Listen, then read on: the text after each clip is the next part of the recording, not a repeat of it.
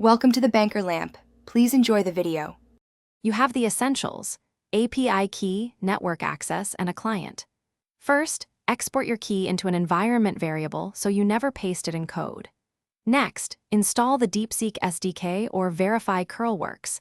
Make a simple post with a 50-item page size to confirm connectivity. Once done, examine the response headers for rate limit and pagination tokens so you can plan looping. Make sure to record the exact field names. You need to minimize payload size and speed up processing. You now build real queries. Narrow them by filter and facet to cut cost and latency. When you query, check the response for next page tokens and loop until exhausted. Implement exponential backoff tied to retry after headers. Once responses arrive, parse into typed objects and validate key fields so downstream code won't break. Also, stream results to disk or a processing queue incrementally rather than buffering everything in memory. This approach keeps you responsive and avoids hitting memory or rate limits. Finish by validating and normalizing the full dataset, then persist it to your database or S3 with versioned file names.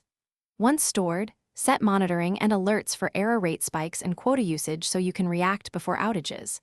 If something goes wrong, log both the exact request and the full response including headers, then retry with exponential backoff and a capped retry count.